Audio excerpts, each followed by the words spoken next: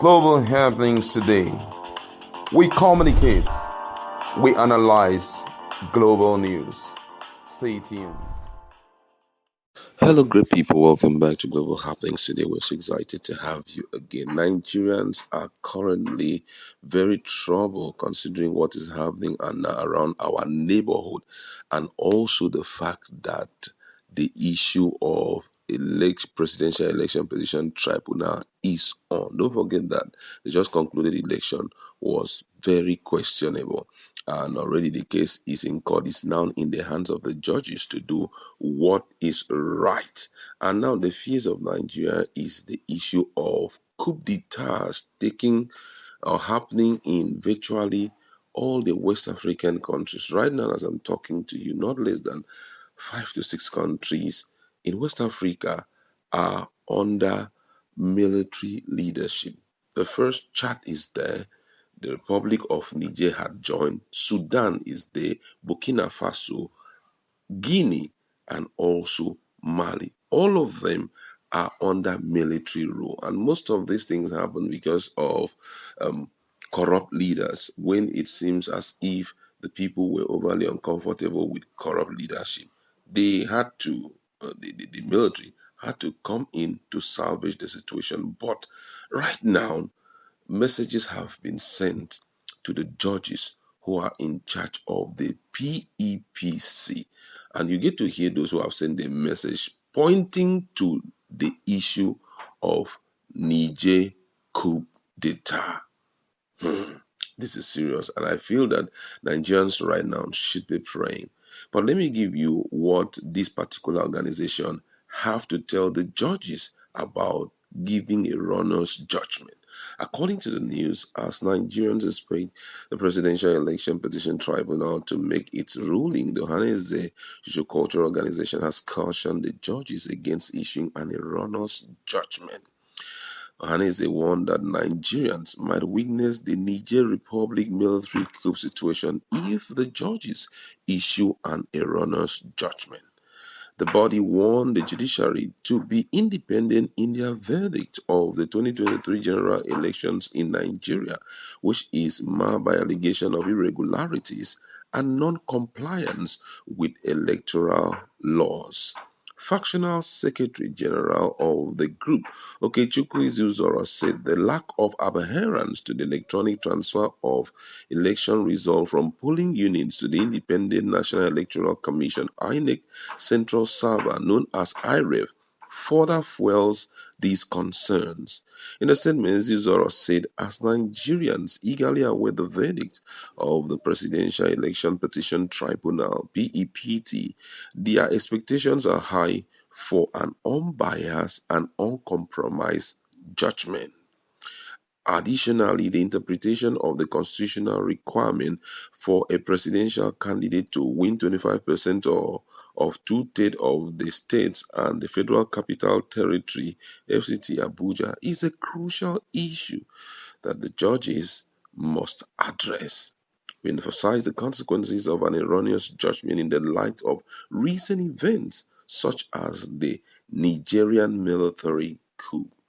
The Apex Igbo Cultural Organization Ohaneze Igbo has cautioned the PEPT judges against making any error in their verdict.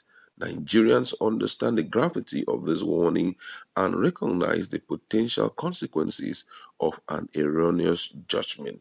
Judiciary must consider the broader implication of their decision, as a flawed verdict could undermine public confidence in the democratic process and lead to social and political unrest.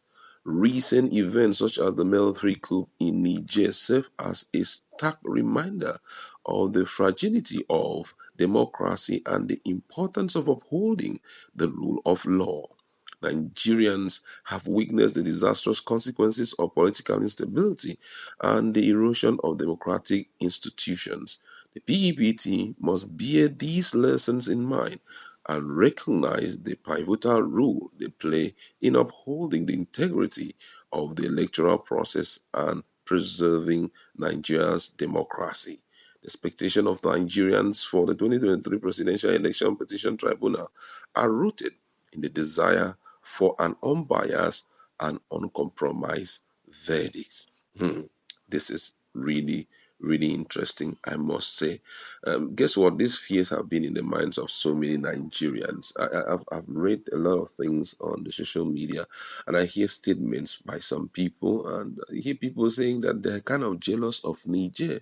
But first of all, it's important for us to understand that military coup or military leadership is not always fun, because whatever they want to do, they will do it without anyone being able to stop them. Don't forget that during the period of military era, there is nothing like protest. Whatever they intend to do, they do it. There is no rule of law. Yeah, some people may say that there is no respect for rule of law, blah, blah, blah, blah, blah, blah, blah. Yes, you're absolutely right. But when it comes, the impact it will leave behind is oftentimes so regrettable that you will see people leaving this country in droves. You know, we saw what happened far back when the military administration was ongoing from 19, I think 79 down to 1999. We saw what happened, and this coup, these guys can be on board as leader for as long as they feel like. That's why we always send thanks to the guy who handed over the leadership of the country from military to civilian. Talking about Abdusalam Abubakar, that man was the best thing that happened to this country coming from the military, because when Abacha died and finally power now slipped into his hand, he had the right to stay there as long as possible. But he gave Nigerians one thing, and that was, give me 6 months. I'm going to ensure that there's a democratic process where the right person will be elected into office. He's the, let me say, the father of democracy. He was the one that restored back democracy. Such people are not much again in Nigeria. Don't forget that these civilians have shown the military how to eat money. They've shown the military how to enjoy money. So, if unfortunately any of such things happen, Nigeria will never be the same again. But I always say, God forbid it will never happen. For that reason, I think right now the president should, as much as he is trying to stand in as ECOWAS leader, he should think of his home first. Forget about whatever Niger is going through. The people there are even happy about it because they have seen the evil hands of their, so-called leaders. Right now, let's come back home. What are the mistakes in the system? Let's try to correct it. Let the people be happy with democracy, and you will see that they won't join forces to wreck democracy. Nigeria must wake up. And right now, as I'm talking to you, the real people who are holding this whole thing is the judges. If the judges make any mistake, boy, no one can tell exactly what will happen. I pray that military rule will never happen again in Nigeria. That's what we like to live in.